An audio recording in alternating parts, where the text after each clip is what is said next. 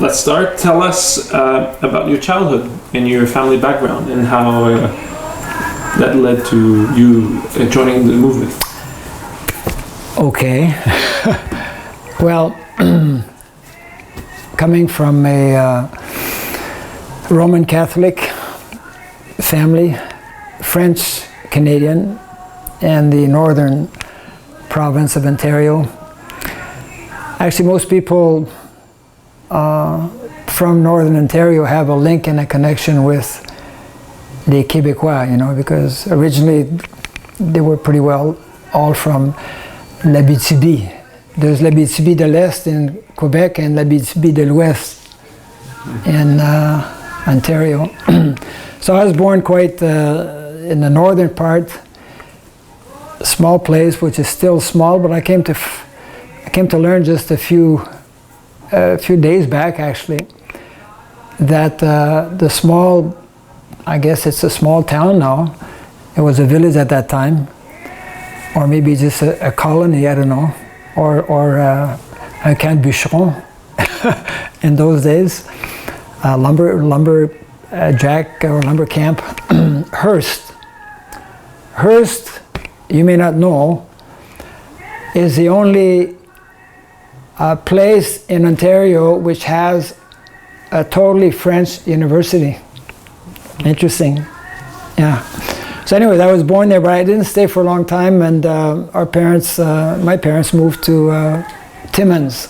So I was raised in Timmins, did my primary education in Timmins, and then family was quite, you know, both parents quite religious, pious, used to go to church every day, and we used to practice, what do you call it, le carême, Lent, I think they call it Lent, every year for 1 month. Later on I came to know that it was similar to the Chaturmas. Actually it is. For 1 month you practice Lent, they call it Lent. So it's like you fast for, or you take certain vows. So we used to have in those days, there was no television actually, le chapelet en famille. You never knew this. On radio there was a 15-minute daily during that month. 15-minute show. No, it wasn't a show, it was a priest who would invite everyone to chant on the rosary. So here we were, you know, I remember sometimes we all had our rosary. Sometimes you would put your hands like this, like in the cross. And so the family was quite religious, my mother especially, she was very pious. And, but we were not vegetarian, of course.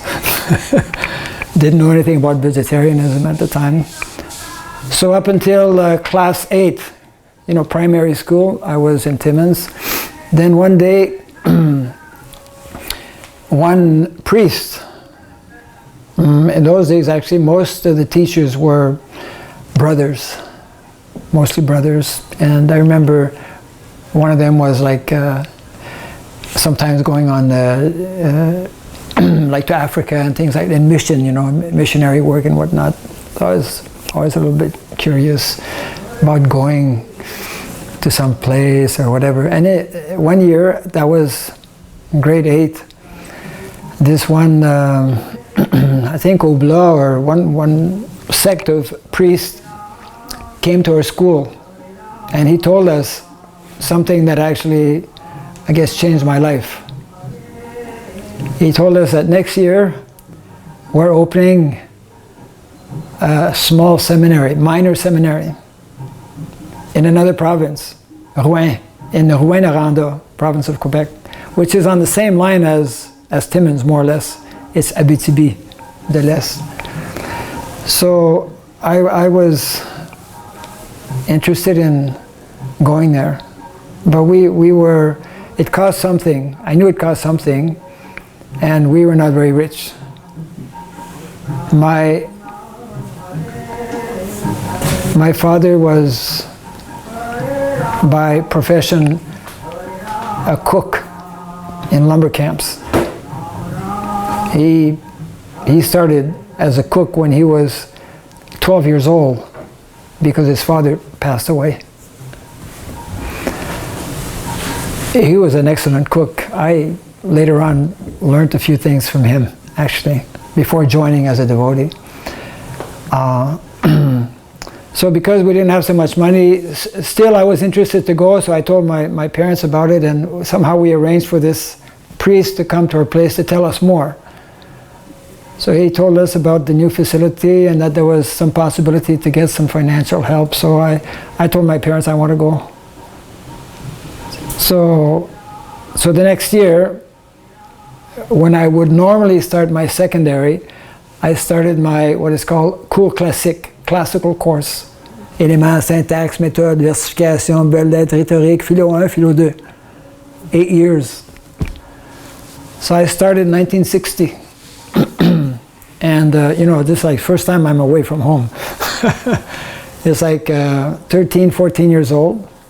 Only later on it was like, you know, going to Gurukul kind of, because that's residential.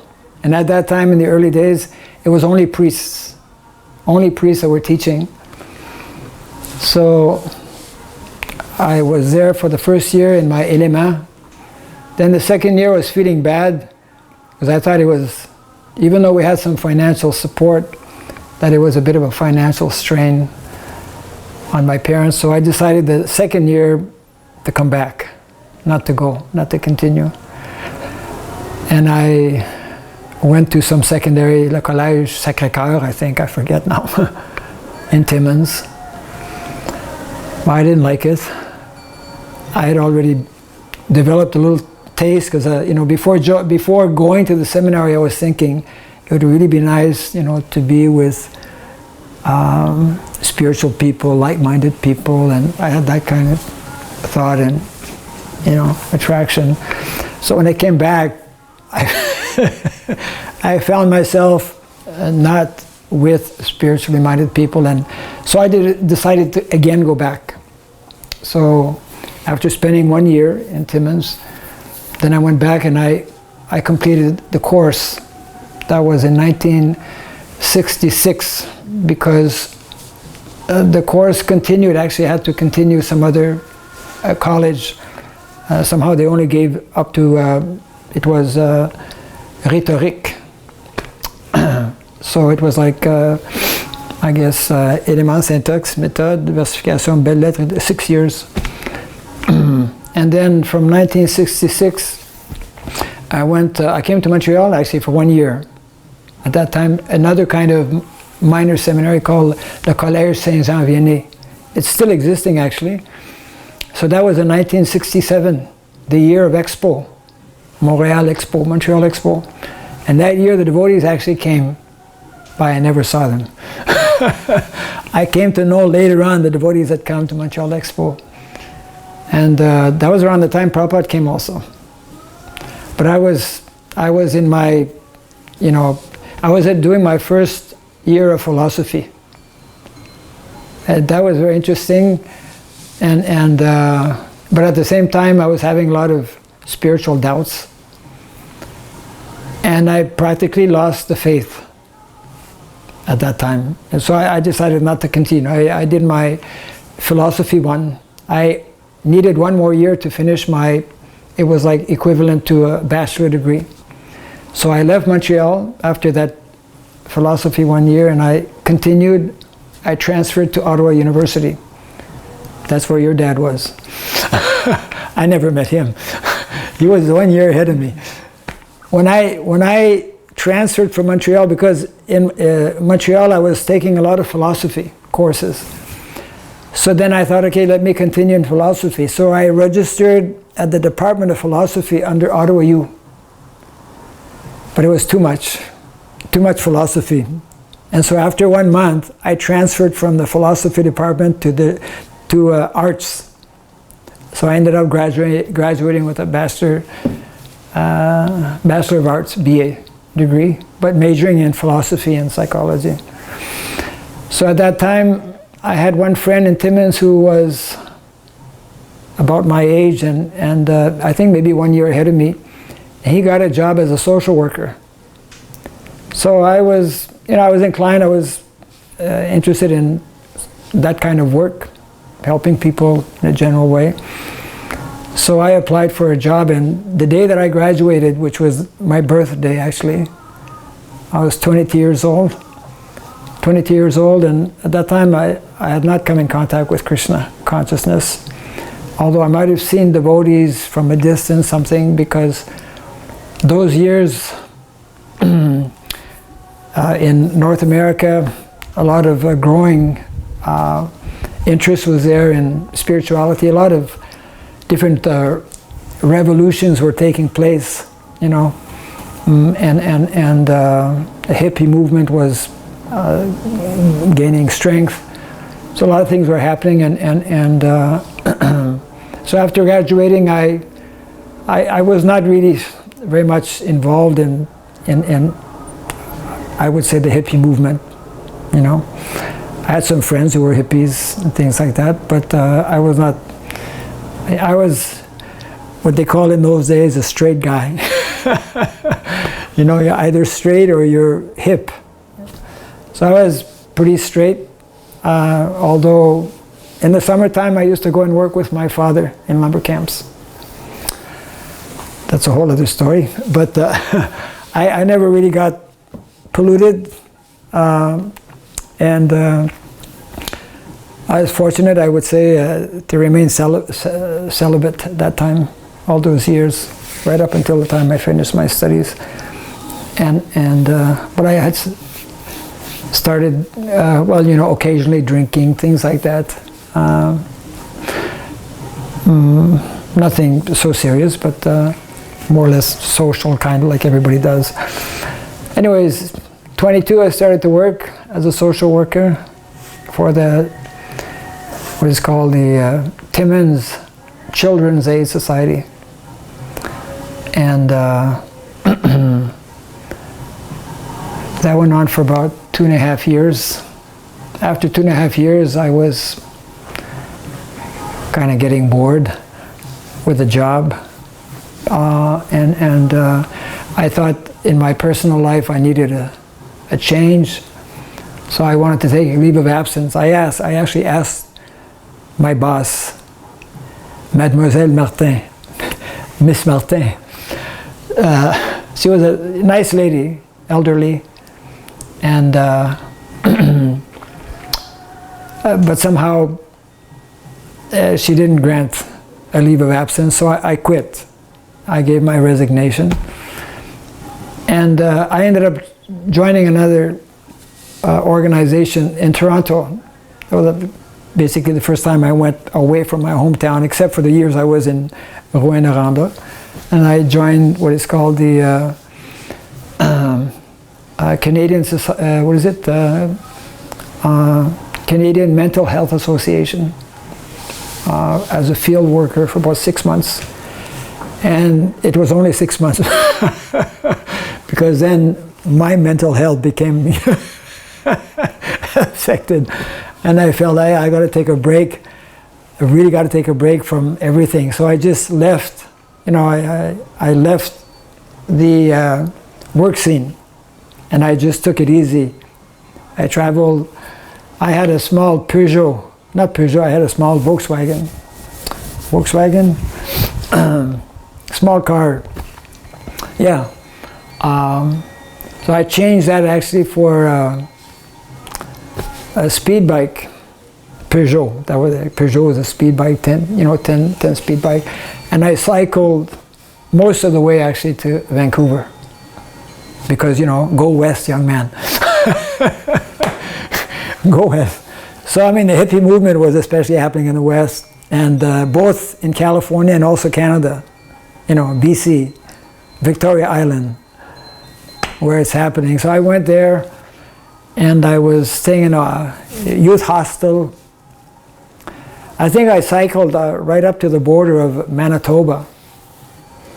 And I had a sister in Winnipeg, so I stopped over there. And then I met some Dave and Diane, young hippies who had a vehicle. So they said, why don't you, come with us, we're going west also. So I ended up cheating and not going by bicycle. for a good part of the way. And then coming close to the Rocky Mountains, I think I forget now, either on the way back or on the way there, quite scenic, that whole area, you know, by bicycle especially. Got to Vancouver, I saw devotees there again. And I was growing, you know, when I was, before leaving, or during the time I had left my job, rather, before leaving for the West Coast, I had taken some course in yoga. I was, you know, developing some interest in spirituality, and reading some books on from India on mysticism and yogis, and because I felt that, you know, there's got to be a purpose to life. There's got to be a reason for things, and so it was like a need to get back to basics, and that was helping me actually. When I was in Vancouver, I didn't meet the devotees. I didn't stay very long. I got my bike stolen. Anyways, after a short time I came back, and one day when I was back in Timmins, I thought, okay, let me visit our municipal library. So I visited the Timmins Municipal Library, and I thought there must be some good books here, at least one good book here. So I was looking in the library, then I found one title that was of interest. The title was The 100 Best Books in the World. So I said there must be at least one good book from those 100. So I took the book from the shelf and started to read it, going through the different pages, and one of the books was Pride and Prejudice. I remember reading that, studying that when I was at doing my studies in English, actually, Pride and Prejudice. Then, for the first time in my life, and I was kind of like ready for that also, I came across what was actually the best book of the 100 titles that were there, Bhagavad Gita. It was just a summary, but it spoke about Krishna, and it aroused my curiosity. So I said, oh, I gotta go to a bookstore, and I gotta get, I probably said it wrong at that, Bhagavad Gita. So I went to quite a few bookstores, nobody had the Bhagavad Gita. This is like 73, 72, 73. So then I said, well, I ordered the Bhagavad Gita. Took some time. Then finally, you know, this Penguin edition, not Prabhupada's Bhagavad Gita, a Penguin edition of Bhagavad Gita came. So I purchased that. I mean, I ordered it. And I went through that, and there wasn't very much talk about Krishna. But there was, the philosophy was there, and it was, I found it of interest, and it was in line with other things I was reading, like from India, things like that, on yoga and whatnot. So anyways, I was not really holding any permanent job intentionally. I guess the last job I had, yeah, that's when I took some time to go and learn a few things. I was telling with my father, who was a cook, I'd always wanted to really learn, because when I was working with him when I was younger, I was basically washing dishes, which came in handy when I joined as Hare Krishna. So I knew about kitchen, and so I learned that was early 73.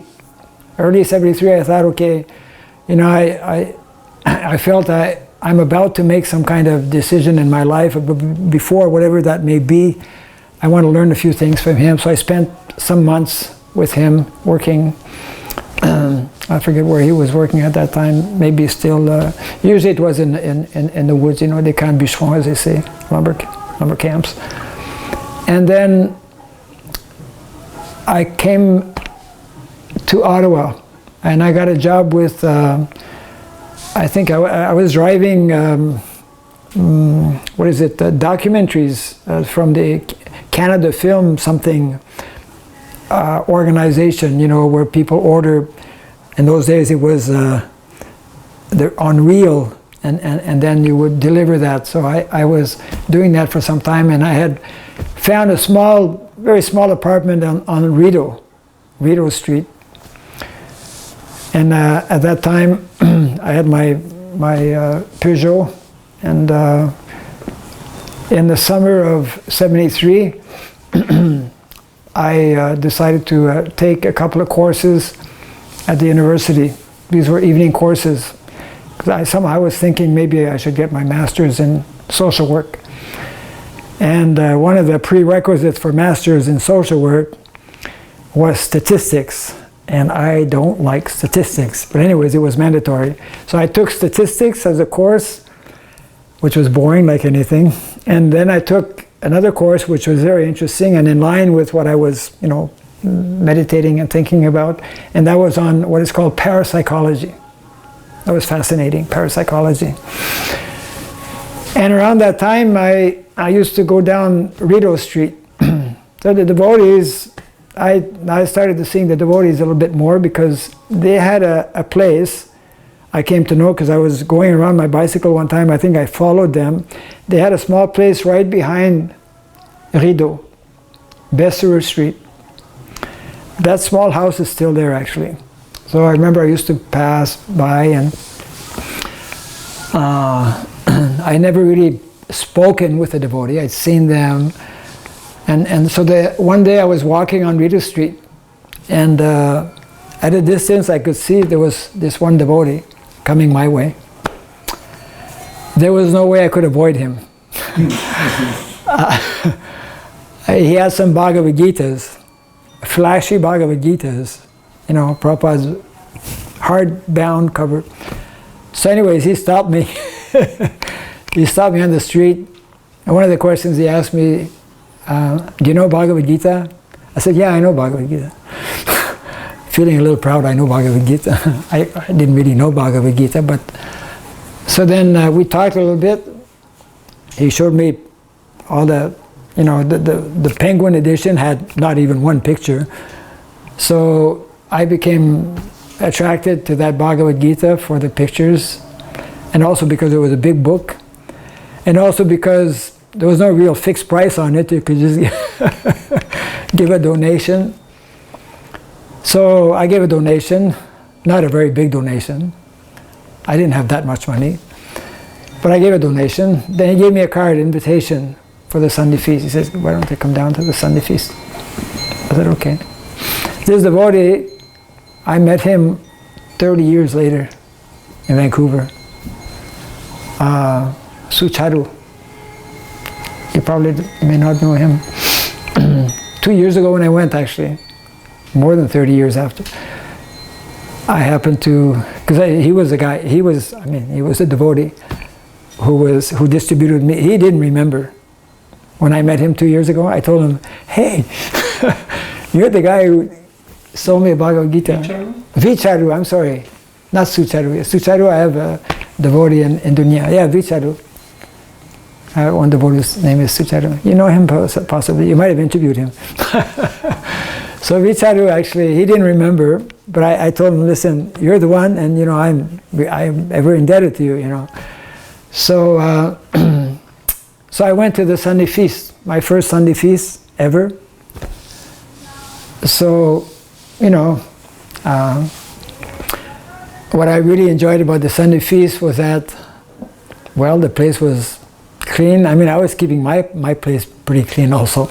By that time, I was already vegetarian. I had joined the Ottawa Vegetarian Club, and I was beginning to follow without knowing it, you know, follow the 4 rules and regulations,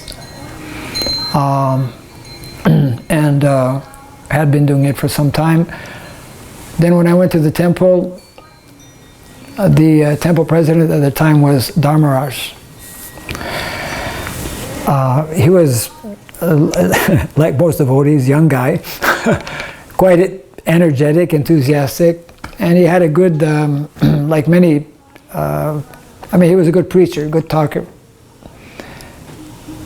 He was making sense. He was talking nice philosophy. By that time, I had read some books on philosophy. I had done my major in philosophy. And so he gave the class on that Sunday, the first Sunday feast I attended. It made sense. It was answering different questions. And that's when I came to know about, because he was making reference to the Srimad Bhagavatam. Then, this was like a big revelation for me that, hey, there's not only like one Bhagavad Gita, but there's a whole series of like standard books of knowledge, that go back in history since time immemorial, and I don't know anything about them, so I became attracted, interested. And then, of course, the Sunday feast was there. That was also an addition, a new world, And I remember I always tell that to people who want to know how I joined. But they served jalebis at that time, and I might have told that a few times. Jalebis were a real attraction. Plus, the whole meal was very nice, and so I would say the ease and the friendly nature of devotees, their speech, what they spoke, the philosophy, the place, which was neat, clean, everything was like very positive, and conducive, to come back.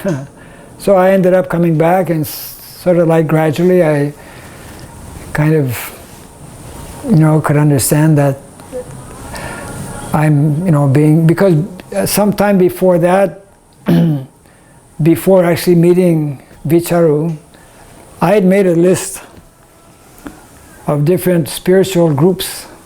That's when I was still in Timmins, my hometown, that okay, I got to check out these different groups, and I have to go spend some time with them. So I had, the Children of God, Transcendental Meditation, I had a few others, and the last one on the list was the Hare Krishnas. It was on the list, but it was the last one. And so I had left Timmins, and I'd gone to Toronto, where I had worked for 6 months. So it was my second visit, I guess, to Toronto. Big compared to Timmins, quite big. And when I arrived in Toronto, the first people I met were Children of God. So I told them what I was doing. They invited me to their place. They pulled out their guitars and started, chanting their songs. It was like very kind of like very sentimental.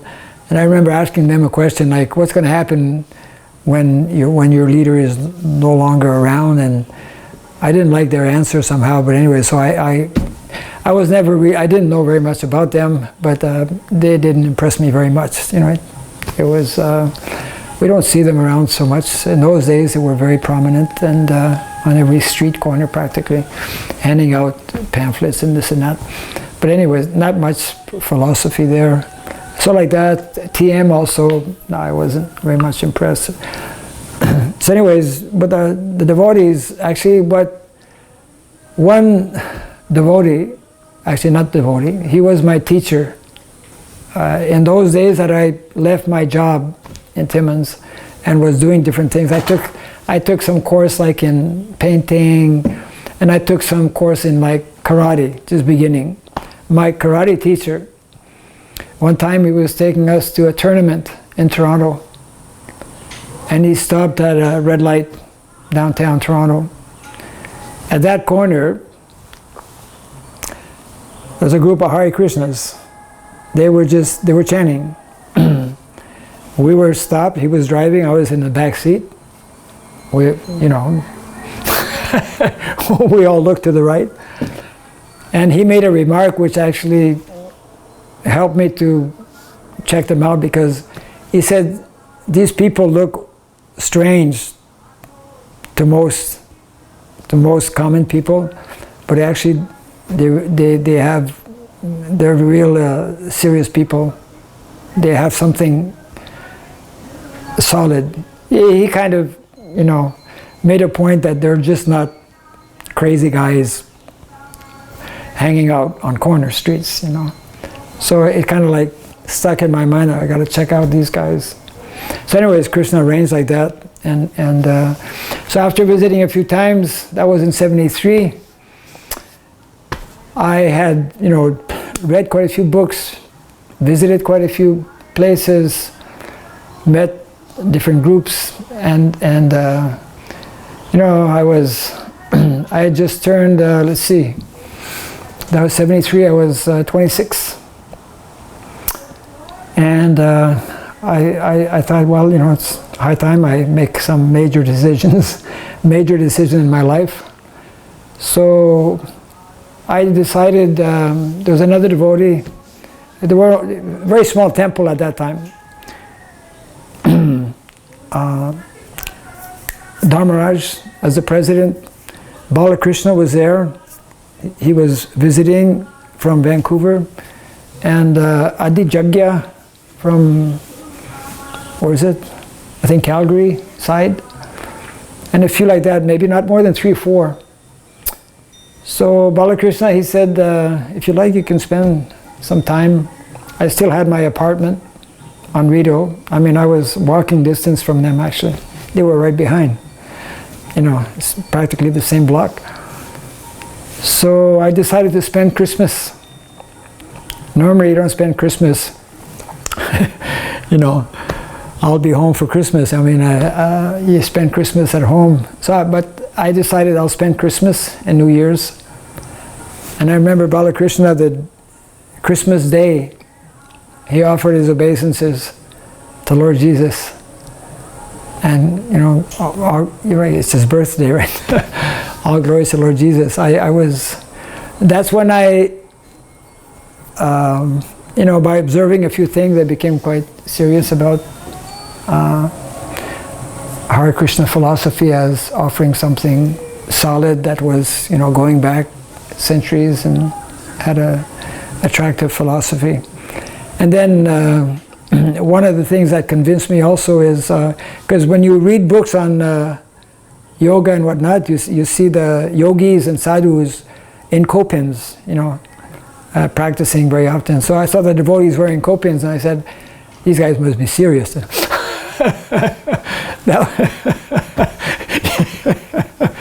That was a deciding factor for me. Otherwise, there's no reason. So I could understand that after spending a few days, in my mind, more or less, not more or less, I made up my mind, okay, I'm going to join, So I was still at the temple, and I asked permission, can I call my parents? So I called my mother, and I broke the news to her. I am joining the Hare Krishnas. So my mother, she's good-natured. Whatever you think best, you can do. She allowed me to go to the seminary when I was younger. It was basically my decision. I wasn't sent there that you have to go there. So, but for the other members of the family, it was hard. One of my sisters, she wrote to me, bless her soul at that time. Since then, of course, we've all made up. They all came here, actually, about a month back. We had a family reunion, actually. They liked the place. But one of my sisters, who was closest to me, actually, she wrote me a letter. Now you've joined, you've become a Hare Krishna. I've lost my brother. It was like, I knew enough about the philosophy not to be affected by that. And I could understand also that they could not understand, that it's not so easy. And so I just, I had made up my decision. I had one best friend, Jerry. I had promised him, because he wanted me to be his best man at his wedding. So although I was joining, I I couldn't shave up. Couldn't shave up because I thought, well, I have to. There were two things actually that I had made a promise. One of them was to be at my friend's wedding, which was in April or something. And the other thing, I joined in like I was, well, I spent Christmas, and then well, after calling my mother, I think I probably just went to get my stuff and I moved in, you know. But I was still wearing long hair, keeping long hair, and I probably started learning how to wear dhotis and whatnot. But because of this wedding, I felt I shouldn't do that to him, because he could not have understood. And the other thing that I needed to do was, and I ended up doing that probably before I went back to Timmins for the wedding, I said I have to, I'd made up my mind to visit Valmorin in the Laurentians, not far from here actually, to visit Le Camp de Yoga, because that's their world headquarters. So one fine day I told, I guess, Balakrishna or Prabhu or Dharmaraj Prabhu, I have to go